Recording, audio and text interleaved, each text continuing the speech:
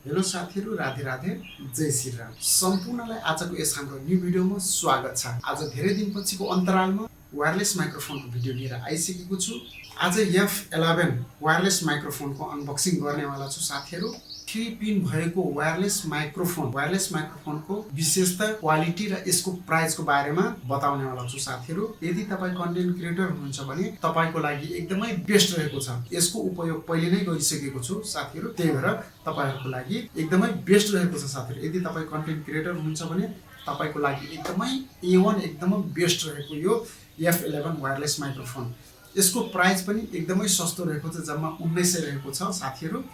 यसको battery backup पनि एकदमै राम्रो रहेको छ, 5 घण्टादेखि 10 घण्टाको यसको ब्याट्री ब्याकअप छ साथीहरू। र यसको रेन्ज रहेको छ, क्यापेबिलिटी रहेको छ 20 मिटरदेखि माथि नै रहेको छ साथीहरू।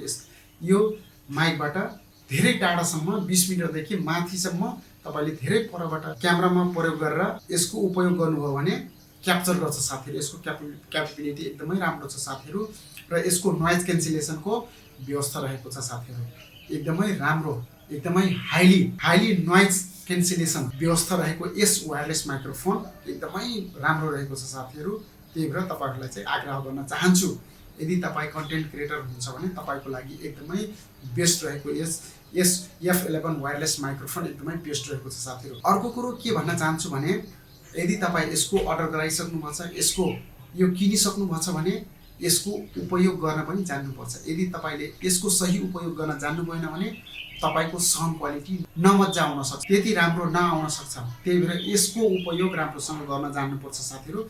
यदि तपाई किनिसक्नु भएको छ अथवा किन्नेवाला हुनुहुन्छ भने यसको उपयोगको लागि यो भिडियो लास्टसम्म हेर्नु होला साथीहरू। यसको उपयोग कसरी गर्ने र कस्तो क्वालिटीको साउन्ड दिने रहेछ त यो तपाईले आफैले जज गर्नु होला साथीहरू, आफैले तुलना गर्नु होला। यो अहिले रेकर्ड गरिरहेको यो नर्मल क्यामेराको भोइस रेकर्ड हो साथी। अहिले एकछिनपछि यसको F11 वायरलेस माइक्रोफोनको भोइस यो कतिको क्लियरिटी छ त, यसको यो माइकको क्लियरिटी कस्तो छ त तपाईलाई प्रत्यक्ष लाइभ देखाउने छु साथीहरू। यो भिडियोलाई लास्टसम्म हेर्नु होला। भिडियो मन पर्छ भने लाइक गर्नु होला र तपाईहरुको साथीहरु कन्टेन्ट क्रिएटर हुनुहुन्छ भने तपाईहरुको साथीहरुको समक्ष यो भिडियोलाई शेयर गरेर पुगाउनु होला साथीहरु, ताकि उहाँहरुले पनि यस वायरलेस माइक्रोफोनको उपयोग गर्न सकुन्, सही सदुपयोग गर्न सकुन् साथीहरु। त्यही भएर तपाईहरुको साथीहरुको समक्ष यो शेयर गर्न पनि नबिर्सिनु होला साथीहरु। अर्को कुरो साथीहरु, के तपाईहरु हाम्रो भिडियो फर्स्ट टाइम भिजिट गर्नु भएको छ र अहिलेसम्म हाम्रो च्यानललाई सब्स्क्राइब गर्नु भएको छैन भने हाम्रो च्यानललाई सब्स्क्राइब गरी बेल आइकनको घण्टीलाई अल गरिदिनु होला, ताकि हाम्रो यस्तै रोचक भिडियोको सूचना सबभन्दा पहिला तपाईहरुको समक्ष पुगोस्। आउनुस्, कति पनि ढिलो नगरिकन आज यस F11 वायरलेस माइक्रोफोनको अनबक्सिङ गर्न गइरहेको छु साथीहरु। हेर्नुस् है साथीहरु, आज यो F11 वायरलेस माइक्रोफोनको अनबक्सिङ गर्न गइरहेको छु साथीहरु। यसलाई यसरी तान्ने, यसरी तानिसकेपछि यसलाई साइडमा राख्ने। यहाँ रहेको छ दुईटा माइकको व्यवस्था रहेको छ, दुईटा माइक दिएको छ साथीहरु। अनि अर्को कनेक्टर रहेको छ साथीहरु, यो कनेक्टर। त्यसपछि हामीसँग अर्को यो डाटा केबल रहेको छ। हामीसँग रहेको छ यो विन्ड क्यान्सलेसन प्लस नोइज क्यान्सलेसनको फर्म रहेको छ। हामीले यहाँबाट हावाहुरी चलेको बेला मज्जाले यसले हावाहुरीको नोइज क्यान्सल गर्ने रहेछ साथीहरु। हाम्रो रहेको छ यताको होल रहेको छ, आफूले बोलेको कस्तो आइरहेछ त आवाज त्यो सुन्न सक्नुहुनेछ। अर्को चाहिँ यो रहेको छ चार्जर पोइन्ट। यसलाई यसरी डाटा केबल इन्सर्ट गरेर हाम्रो ब्याट्री सकिएको बेला चार्ज गर्न मिल्ने छ, चार्ज गर्न सकिन्छ साथीहरु यहाँबाट। अनि अर्को यता रहेको छ यो पावर बटन रहेको छ, पावर बटन। यसलाई पावर बटन लङ प्रेस गरेपछि तपाईले चाहिँ अन गर्न सक्नुहुनेछ। यसलाई लङ प्रेस गरौँ है त, देख्नुभयो अन भइसकेको छ साथीहरु। लङ प्रेस गरेपछि हाम्रो हेर्नुस् है त ब्लिङ गरिरहेको छ, हल्का व्हाइटमा ब्लिङ गरिरहेको छ साथीहरु। अनि त्यसपछि रहेको छ यो प्लसको भोल्युम बटन, यो माइनसको भोल्युम बटन रहेको छ साथीहरु। हाम्रो यो रह्यो माइकको कार्यहरू रहेको छ। अब हाम्रो रह्यो यो कनेक्टरको हाम्रो यो 3 फेस रहेको छ। यो क्यामेराको लागि, यो आइफोनको लागि, यो मोबाइल टाइप सी मोबाइलको लागि रहेको छ यो कनेक्टर। हामीले क्यामेरामा यसरी इन्सर्ट गरेपछि हाम्रो यो क्यामेरासँग कनेक्ट हुन्छ साथीहरु। त्यसपछि यो अन पावर अन अफ को बटन रहेको छ साथीहरु। अनि अर्को यहाँ रहेको छ यो इयरफोनको, यसमा बोलेको आवाज यहाँबाट सुन्न सकिन्छ साथीहरु। अनि यहाँ चाहिँ रहेको छ यो कनेक्टिङ, यो ब्याट्री सकेको बेला यहाँबाट इन्सर्ट यो लिड इन्सर्ट गरेर हामीले चार्ज गर्न सकिन्छ। अब यसलाई लङ प्रेस, यो बटन रहेको छ, लङ प्रेस गरेपछि यो अन हुन्छ साथीहरु। अब हाम्रो यो अघि अन गरेको थियो यो माइक र यो कनेक्टर कनेक्ट भइसकेको छ, त्यही भएर हाम्रो यो बिलिङ गर्न छोड्यो साथीहरु। यदि मैले यहाँ अफ गरे, यसको अफ गरे भने अहिले बिलिङ गर्न सुरु गर्छ साथी। हेर्नुस् है साथीहरु, अब बिलिङ गर्न थाल्यो। हाम्रो चाहिँ कनेक्ट भएको छैन, कनेक्ट नभएको बेला यसरी बिलिङ गर्छ। अब यसलाई अन गरिदिएपछि के रे ग्रीन बल्ब चाहिँ जल्न थाल्यो, बिलिङ गर्न छोड्यो साथीहरु। यो किनकि कनेक्टिङ भइसकेको छ। यदि थाहा हुन्छ यो कनेक्ट भइसकेपछि बिलिङ गर्न छोड्छ साथीहरु। यसरी हामीले यसको उपयोग गर्न सकिन्छ। अर्को कुरो साथीहरु, यहाँ माथि रहेको छ, यसको अरु विशेषता रहेको छ, चार्जिङ पोइन्टको बल्ब रहेको छ। यसलाई चार्ज कनेक्टिङ यता चार्ज लगाएपछि यहाँ बिलिङ गर्छ साथीहरु। चार्जर पोइन्टमा ब्याट्रीको यो सिग्नल दिएको छ, यो चाहिँ चार्ज हुन्छ साथीहरु, यसमा बिलिङ गर्छ साथीहरु। यहाँ रहेको छ संगीतको चित्र अनि भाइब्रेसन जस्तो यो दुईटा रहेको छ। यसमा हामीले यो चाहिँ नर्मल रेकर्डको लागि, यो नोइज क्यान्सलेसन रेकर्डको लागि, यसमा आएपछि हाम्रो नोइज क्यान्सलेसन हुन्छ। अनि यो चाहिँ हाम्रो भोइस इकोको लागि परावर्तन, हाम्रो आवाज परावर्तित हुन्छ साथीहरु, धेरै पटक दोहोरिन्छ साथीहरु। यसमा आएपछि हामीले कसरी गर्ने त, यो यता नर्मल मोडमा कसरी लैजाने, अनि नोइज क्यान्सलेसन मोडमा कसरी लैजाने, अनि इको मोडमा कसरी लैजाने त, हामीले यता रहेको छ पावर बटन। यो पावर बटन थिचेपछि हाम्रो चाहिँ हेर्नुस् है साथीहरु, एकचोटी पावर बटन थिचेपछि हाम्रो इको मोडमा जान्छ। त्यसपछि एकचोटी फेरि क्लिक गरेपछि हाम्रो नर्मल मोडमा जान्छ। हाम्रो नर्मल मोडमा भोइस क्यान्सलेसन हुँदैन। अनि हाम्रो रहेको छ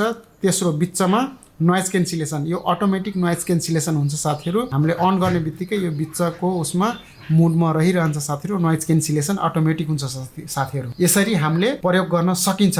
अहिले तपाईहरुलाई प्रत्यक्ष यसको उपयोग गरेर प्रत्यक्ष तपाईहरुलाई यसको नोइजमा, नर्मलमा, त्यसपछि इकोमा कतिको फरक आउने रहेछ त तपाईहरुलाई देखाउने छु, प्रत्यक्ष देखाउने छु साथीहरु। भिडियोलाई अन्तिमसम्म हेरेर साथ दिनु होला साथीहरु। यदि तपाईले यसको उपयोग गर्न जान्नु भएन भने यसले कसरी कार्य गर्दो रहेछ त थाहा हुँदैन साथीहरु। त्यही भएर यसलाई लास्टसम्म हेरेर साथ दिनु होला। यो वायरलेस माइक्रोफोनको भरपूर आनन्द लिनु होला साथीहरु। यसलाई कसरी युज गर्ने त साथीहरु, म अहिले तपाईहरुलाई क्यामेरामा इन्सर्ट गरेर प्रत्यक्ष देखाउने छु, तपाईहरुलाई लाइभ देखाउने छु साथीहरु। यसलाई क्यामेरामा इन्सर्ट गरेर भिडियोलाई अन्तिमसम्म हेर्नु होला है त साथीहरु। म अब यसको क्यामेरामा इन्सर्ट गरेर देखाउन गइरहेको छु साथीहरु। तपाईहरुलाई तपाईले प्रत्यक्ष सुन्न सक्नुहुन्छ, यसको भोइस क्वालिटी प्रत्यक्ष देख्न सक्नुहुन्छ, यसको अडियो क्वालिटी कतिको राम्रो हुने रहेछ त। क्यामेरामा र नर्मल क्यामेराको माइक र यो वायरलेस माइकको भिन्नता, यसको साउन्ड क्वालिटीको भिन्नता कतिको पाउनु हुनेछ त कमेन्ट बक्समा अवश्य कमेन्ट गरेर छोड्नु होला है त साथीहरु। म तपाईहरुलाई अब क्यामेरामा इन्सर्ट गरेर देखाउने वाला छु साथी। हेर्नुस् है साथीहरु, मैले अझै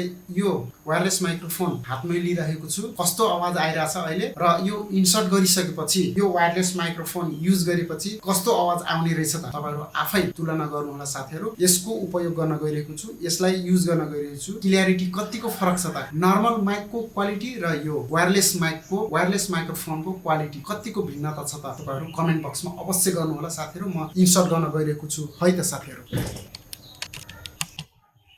हेर्नु साथीहरु, कस्तो आवाज आइरहेछ अहिले यसको वायरलेस माइक्रोफोनको क्वालिटी कतिको फरक पाउनु भयो त कमेन्ट बक्समा अवश्य कमेन्ट गरेर छोड्नु होला साथीहरु। अहिले अघिको भन्दा पक्कै पनि यो भिन्नता पाउनु भयो होला साथीहरु। कमेन्ट गर्न नबिर्सिनु होला, कमेन्ट बक्समा कमेन्ट गर्न नबिर्सिनु होला। यदि तपाईहरुको साथीहरु कन्टेन्ट क्रिएटर हुनुहुन्छ भने यो भिडियोलाई धेरै भन्दा धेरै शेयर गरेर तपाईहरुको साथीहरुको समक्ष पुगाउनु होला र यस F11 वायरलेस माइक्रोफोनको उपयोग गर्नबाट वञ्चित नपार्नु होला साथीहरु। यसको धेरै भन्दा धेरै शेयर गर्नु हो भने तपाईहरुको साथीको वायरलेस माइक्रोफोनको सही लाभ लिन पाउनुहुन्छ साथीहरु। र यसको यदि यो भिडियोमा तपाईहरुले कसरी उपयोग गर्ने त्यति राम्रोसँग यसको उपयोग गर्न जान्नु भएन, राम्रो क्वालिटी आएन भने यो भिडियोमा तपाईले चाहिँ कमेन्ट गरेर छोड्दिनु होला। तपाईको कमेन्टको जिज्ञासा मैले मेटाउने प्रयास गर्ने नै छु। यदि तपाईहरुले राम्रोसँग यसको उपयोग गर्न जान्नु भएन भने यसको नोइज क्यान्सलेसन त्यति राम्रोसँग काम गर्दैन साथीहरु। यसको फिचर्सको बारेमा एकदमै जान्न चाहनुहुन्छ भने तपाई यो भिडियो लास्टसम्म हेर्नु होला र यो भिडियो हेरेर तपाईहरुको जिज्ञासा पक्कै पनि मेटे होला। र आजको लागि भिडियो यति नै। अर्को भिडियोमा भेटघाट हुने नै छ साथीहरु। त्यतिन्जेलसम्मको लागि बिदा दिनुहोस्। नमस्कार, जय नेपाल।